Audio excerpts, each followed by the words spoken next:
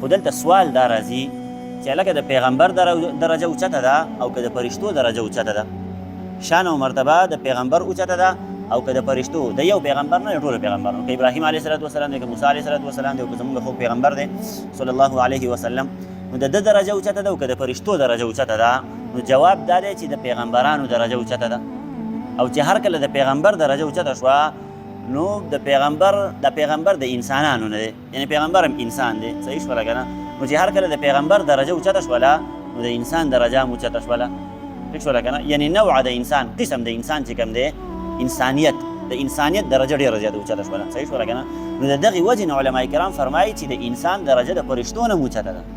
ځکه چې الله جل شانو پیغمبران را لېږلي نو هغه په انسانانو کې را لېږلي. که د فرشتو درجه اوچته وې نو الله جل شانو فرشتې پیغمبران را لېږلي وې، خو داسې ونه کړه بلکې پیغمبري هغه انسان له ورکړه. نو د دې نه معلومیږي چې یاره د انسان دا درجه د فرشتو نه ډېره زیاته اوچته ده. او د هغې وجوهات دي لکه تاسو ته ما وویل، د ابراهیم علیه السلام هغه امتحانات چې د هغې څه مختصر تذکره خو مونږ کړې ده، خو یو 3-4 امتحانات نن د هغې تذکره کوو مختصره، چې الله جل شانه دا دونه شان او مرتبه ولې ورکړله چې په انسانانو کې په 2م نمبر درجه باندې دی. یو خو دا و چې ګوره ابراهیم علیه السلام د کوم وخت نه پیدا شوی و، نو د هغه وخت نه امتحانات د هغه په مرګ باندې د ابراهیم علیه السلام هغه امتحانات ختم شو. چې اولنی امتحان چې کوم و نو هغه په دې صورت کې و چې ابراهیم علیه السلام د خپل پلار سره مقابله کوله. الله جل شانه په دې طریقه باندې امتحان واغستلو، او دا الله جل شانه ته وفرمایل چې ګوره پلار له دعوت ورکه، لاړ شه پلار له دعوت ورکه، خو په داسې طریقه باندې دعوت ورکه چې ګوره په هغې کې چېرته د پلار بې حرمتي را نه شي. صحیح شوله؟ پلار بت پرسته دی، پلار هلته بوتان جوړوي، د بوتانو عبادت کوي، او ابراهیم علیه السلام بت شکن دی، بوتان ماتوي، لکه هغه بتخانه باندې حمله کړې وه هغه ټول بوتان یې ورله مات کړي. نو پلار بت پرسته دی او زوی بت شکن دی، پلار غیردینه دی او زوی مسلمان دی، مؤمن دی، بیا هم ورته الله جل شانه وایي لاړ شه خپل پلار له دعوت ورکړه، خو په داسې طریقه ورکړه چې ګوره پلار ته چېرته تیزه خبره ونه کړي.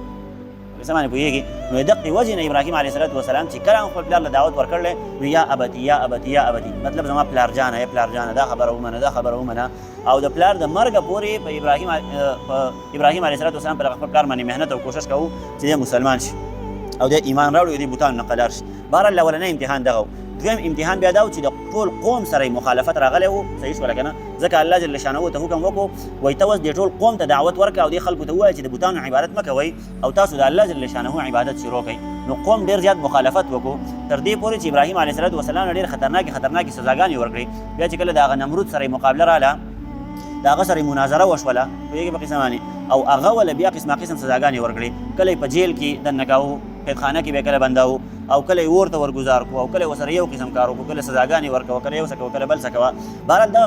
قسم مشکلات رالل، خو ابراهیم علیه السلام د خپل محنت نه شاته نه شو، د خپل کوشش نه شاته نه شو، او هغه دعوت هغه حکم چې الله جل شانه ورته کړی و چې ته دې خلکو له دې ټول قوم له دعوت ورکړه، دوی الله جل شانه طرف ته راوبله، او خاص کر د نمرود له چې دا بادشاه دی ستاسو، دې ظالم بادشاه له هم دعوت ورکړه او دا الله جل شانه طرف ته راوبله. نو دغه خلکو ډېر زیات مخالفت وکړو. دویم امتحان دغه.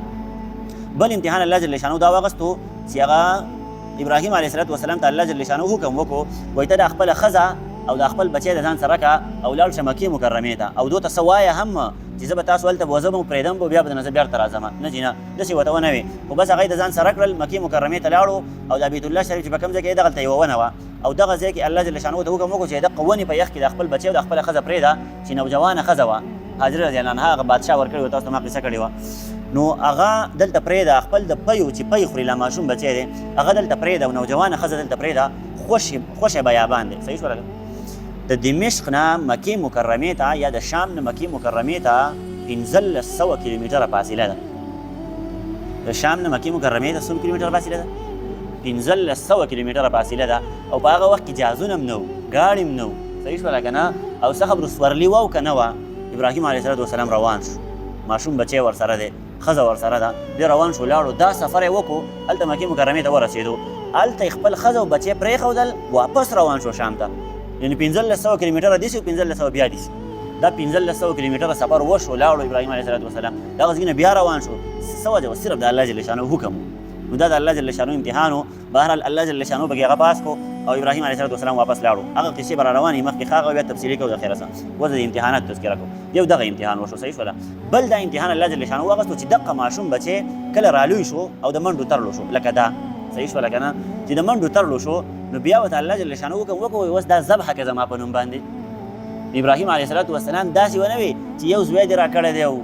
بس دونه په سختو تکلیفونو باندې او اوس زه راولګم نه دا خبرې نه کولې بیخي بس چې الله جل شانه ورته وي اسلم هغه وي اسلمتو لرب العالمین الله جل شانه ورته وي راښکته شه ماته هغه وي راښکته یم خدایه و چې ته څه حکم کې زه ورته تیار یم نو هغه چې الله جل شانه ته حکم وکړو خپل بچی روان کو مینا ته هلته چې هغه کوم ځای کې خلک اوس دغه کوي دا قربانۍ کوي هغه ځای ته روان کو د قربانۍ دپاره نو شیطان غټ حرامي شوی د ابلیس ملعون دا وله راغی د یو لوی بزرګ په شکل کې او ورته یې وویل چې لکه څک یې چېرته روان یې ابراهیم علیه صلات وسلام ته یې وویل ابراهیم علیه صلات وسلام ته وفرمیل وایي زه ځمه د خپل بچی د الله جل شانهو په حکم باندې ذبحه کومه د الله جل شانهو حکم راته شوی دی نو شیطان دې تپوس وکړو وایي څو زامن دي ابراهیم علیه صلات وسلام ته دقه یو زوی مې دی نور زامن مې نشته دقه یو زوی دی نو شیطان ورته وایي چې دا خو ډېره ګرانه نه ده دا به برداشت کړي لکه یو زوی دی او رالګي او هغه ذبحه کړي نو دا به ته برداشت کړي دا دونه غم به ته برداشت کړي چې خپل ژوند باندې چړه راکاږي ابراهیم علیه الصلاة والسلام ورته اسلمت لرب العالمین دا الله جل شانه حکم دی چې الله جل شانه څه حکم کړلی بس په هغې باندې زه عمل کومه بهرحال بیا شیطان کوشش کوو خبره یې کوله ابراهیم علیه الصلاة والسلام ته وایي کیدای شي الله جل شانه تا ته دا خبره کړې حکم یې ته کړی خو ته لږ سوچ فکر وکړه په دې باندې لږ تحقیق وکړه کیدای شي چې د الله جل شانه د دې حکم نه څه بل څه مفهوم مرادي یاره دې خبرې څه بل څه مطلب وي او ته رالګې اوس دا ذبحه کې نو بهرحال لږ سوچ فکر پرې وکړه لږ مشوره پرې له چا سره وکړه نو چې دا خبره یې وکړه ابراهیم علیه الصلاة والسلام پرې پوه شو چې دا خو ابلیس دی شیطان دی نو اووه کاڼي راواغېسته واړه واړه او شیطان یې پرې ویشت په هغې باندې ګزارونه وکړه لکه حاجیان چې لاړ شي اوس هغه شیطانان ولي جمره عقبه ورته ویلی کېږي اوله او ثانیه درې شیطانان دې هلته ولاړ دي اوس دا درې ولې دي نو دې ته هم غوږ شي یو ځل خدا شیطان راغی په یو ځای کې دغه خبره یې وکړه نو ابراهیم علیه الصلاة والسلام الله اکبر ووي او شیطان یې ویشتو په اوو کاڼو باندې صحیح شوله که نه بیا لاړو شیطان بیا چې کله مخکې ابراهیم علیه الصلاة والسلام لږ لاړو نو په هغه ځای کې ورته بیا راتاو شو شیطان او دغه خبره یې ورته وکړه وایي لکه الله جل شانهو حکم کړی دی د الله جل شانهو حکم په سر سترګو خو لږ سوچ وکړه کیدای شي د حکم نه څه بل څه مطلب مرادي د الله جل شانهو څه بل څه مطلب وي نو بیا ابراهیم علیه الصلاة والسلام الله اکبر ووي او اووه کاڼي راواغېست او شیطان یې پرې ویشت بیا لاړو شیطان پناه شو په بل ځای کې بیا راغی نو په هغه ځای کې بیا دا خبره وکړه لکه کیدای شي بل څه مطلب یې د دې حکم سوچ پرې وکړه ابراهیم علیه الصلاة والسلام بیا الله اکبر ووي او شیطان یې اووه کاڼي ویشت نو اوس دا درې واړه جمرې چې هلته کومې دي که نه 1 2 3 داسې د یو بل نه په لږ فاصله کې دي صحیح شوله نو دغه درې واړه جمرې یعنې د شیطانان دا چې اوس د حجیان ونیو نو دا د ابراهیم علیه الصلاة والسلام سنت دی او دا په حج کې یو واجب حکم دی که له چا نه دا پاتې شو نو هغه به دم ورکوي او دم دا چې قرباني به کوي پوهېږې په قصه باندې نو دا د الله جل شانهو امتحاناتو په ابراهیم علیه الصلاة والسلام باندې دغه بچي حکم ورته وشو د ذبحه کولو خو په هغې کې څه قیل او قال ونه کړو چې دا به اوس داسې وشي هغه به وشي دا نه ځي نه چې الله جل شانهو ورته ووایي اسلم ځان ښکته کړو بس هغه وایي اسلمتو ما ځان ښکته کړی دی بس چې ستا څه حکم وي هغې ته زه تیار یم او بس ستا مخې ته مې سر خپل ایښودلی دی ته خو د زوی سر غواړې که زما سر غواړې دا هم دله قرباني کوم په دې باندې هم چړه راکاږم په خپله مرۍ باندې هم چړه راکاږم څه مسله راته نشته دی نو د دقې وجې نه ګوره تاسو ته الله جل شانهو ولې په انسانانو کې 2 نمبر درجه ورکړې ده نو دی د دې وجې نه ورکړې ده چې دونه لوی لوی امتحانات چې پیدا شوی د امتحانات شروع دي او وروسته امتحانات د مرګه پورې امتحانات دي پیغمبري چې کله یو سړي ته میلاویږي انسان ته الله جل شانهو پیغمبري ورکوي نو د هغه 40 کاله عمر وي صحیح شوله که نه 40 کاله عمر کې ابراهیم علیه الصلاة والسلام ته پیغمبري میلاو شوه او د هغې نه پس 80 کاله د خپل قوم ته دعوت کړی دی 80 کاله مطلب دا دی چې 120 سال عمر د ابراهیم علیه الصلاة والسلام په دغه 120 سال کې په 80 کاله کې ابراهیم علیه الصلاة والسلام په دغه خپل قوم باندې محنت کوو او د الله جل شانهو طرف نه امتحانات را روان بس قسمه قسم امتحانات په دغې وجې باندې الله جل شانهو په انسانانو کې 2 نمبر درجه ورکړې ده ښه تاسو ته مایي انسان له الله جل شانهو د فرشتې نه اوچته مرتبه ورکړې ده نو دغه وجې نه ورکړې ده چې انسان ډېر اوچت څیز دی د هر قسمه مشکلاتو مصیبتونو سره ډېر هلګي د الله جل شانهو عبادت کوي د الله جل شانهو احکامات مني ابراهیم علیه الصلاة والسلام ته چې کله الله جل شانهو ووایي چې اذ قال له ربه اسلم کله چې وویل هغه ته رب د هغه اسلم چې ځان راښکته کړه یعنې حکم ومنه ابراهیم علیه الصلاة والسلام څه ووایي قال اسلمت لرب العالمین چې ما سر راښکته کړی دی بس حکم مې منلی دی لرب العالمین د رب العالمین